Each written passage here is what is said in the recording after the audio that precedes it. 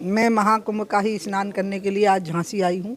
यहाँ से बुंदेलखंड एक्सप्रेस पकड़ूंगी। मेरे लिए झांसी से रूट आसान हो जाता है, इसलिए यहाँ आई हूँ। प्रश्न जो खड़े हो रहे हैं आप मुझे बताएंगे तो मैं उसका उत्तर दे पाऊँगी। देखिए, समाजवादी पार्टी हुए चंद्रशेखर आजाद रावण हो, वो कह रहे हैं जिन लोगों को पाप किए हैं जिन लोगों ने वो वहाँ महाकुंभ में जाए। महाकुंभ जो है ना, वो अमृत की बेला है। जिनको अमृत प्राप्त करना होता है, जीवन का आनंद और भगवान की भक्ति, इसके लिए होता है। पाप धोने के लिए तो मनुष्य अपने घर में बैठ करके भी प्रायश्चित कर ले तो पर्याप्त होता है। इसलिए जो लोग वहाँ जा रहे हैं वो भगवान की भक्ति का अमृत प्राप्त करने के लिए जा रहे हैं, जीवन की दिव्यता प्राप्त करने के लिए जा रहे हैं। ऐसे लोगों की बुद्धि पर क्या कहेंगी दीदी? मैं कुछ नहीं कह सकती हूँ उन लोगों की, क्योंकि उनको इतने बड़े पूरे संसार के समागम, जिसमें पूरे विश्व से और खुद भारतवर्ष से करोड़ों की संख्या में लोग इकट्ठे हो रहे हैं, उनकी आस्था का इससे बड़ा और कोई अपमान नहीं हो सकता। इसी कारण से इन लोगों की दुर्दशा हुई है जिसको लोग भुगत रहे हैं। अखिलेश यादव आए दिन ऐसी सवाल उठाते रहते हैं अयोध्या पर, राम मंदिर पर। भाई कुछ कहें, इन पे क्या कहा जा सकता है इन लोगों को, क्योंकि कार सेवकों पे जिन्होंने गोलियां चलाई हैं, उनकी हत्याएं की हों कार सेवकों की, जिस पार्टी ने, उनके लिए यही कहा जा सकता है कि ऐसे भी लोग होते हैं संसार में। ये नहीं होंगे तो शायद सृष्टि का संतुलन बिगड़ जाएगा। कुंभ में राहुल गांधी को आमंत्रण देंगे?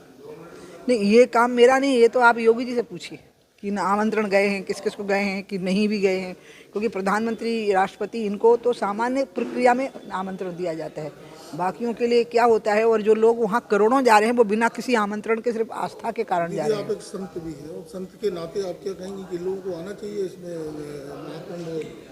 किसमें? राहुल गांधी? नहीं, जो आस्था रखते हैं उनको आना चाहिए, जो भी आस्था रखते हैं। और जो कड़कड़ाती ठंड में कई किलोमीटर तक लाइन में लग करके अंत में डुबकी मार के अपनी जान हथेली पर रख करके जो लोग लौटेंगे उतनी भीड़ में, वो इतने बड़े लोग हैं कि उनके सामने राहुल, अखिलेश कोई नहीं टिकते। दीदी एक चीज़ और कि वक्फ बोर्ड ने बड़ा दावा किया कि जो जितना जो जमीन है यहाँ पर कुंभ पूरा बसता है वो जमीन वक्फ बोर्ड की है। तो उससे क्या होता है अगर मान लो उस पर कुंभ हो गया? फिर तो पूरी भारत भूमि हमारी है। फिर इस भारत भूमि पर यह आर्यावर्त है, सनातन धर्मियों का देश है। तो इसलिए ये तो कोई, अगर मान लो वहाँ पे कभी कुछ मुर्दे गाड़े भी गए होंगे तो तर गए होंगे कुंभ का, जब आप गंगा जी की जब बाढ़ आती होगी तो वो तो वक्फ बोर्ड पे ही कुंभ हो जाए। इससे अच्छी बात और क्या हो सकती है। इसलिए एक मौलाना जी का बयान भी आया शायद बरेली के, कि पुष्प वर्षा करके उनका स्वागत करिए। तो एक वो भी बयान आया है। मैं तो यही कहूँगी कि आप खुशी मनाइए, बल्कि गर्व का अनुभव करिए कि वहाँ पर कुंभ लगा हुआ है। दीदी दिल्ली में चुनाव चल रहा है, दूसरा वहाँ केजरीवाल द्वारा तमाम तरह की फिर से एक बार तो मुफ्त की स्कीमें चलाई जा रही हैं, उसको लेकर कांग्रेस ने भी 8500 रुपये छात्रों के लिए भी किया है। महिलाओं के लिए कोई कुछ क्या है? इस देश में मोदी एकमात्र ऐसे व्यक्ति हैं जो नेता, प्रधानमंत्री बने हैं, जो लोगों को कह रहे हैं कि समाज को सामर्थ्यवान बनाओ, समाज को सत्ता पर आश्रित समाज मत बनाओ, बल्कि सत्ता समाज पर आश्रित हो। जनधन योजना वही है, मुद्रा योजना वही है, स्टार्टअप वही है। इसलिए मैं तो मोदी जी का अभिनंदन करूंगी कि वो समाज को अपने पर आश्रित नहीं बना रहे हैं, कि बल्कि सरकार को समाज पर आश्रित कर रहे हैं। केजरीवाल जी जो योजनाएं दे रहे हैं उससे सही है? केजरीवाल जी तो अन्ना हजारे के आंदोलन से निकले हैं, और जिस कोख से वो निकले उसी को उन्होंने अपमानित कर दिया।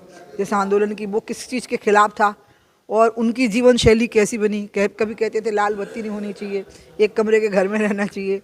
तो इसलिए अब मैं आपको क्या बताऊं, मतलब अन्ना हजारे के लिए इससे बड़ा दुर्भाग्य और कोई नहीं हो सकता है। Thank you.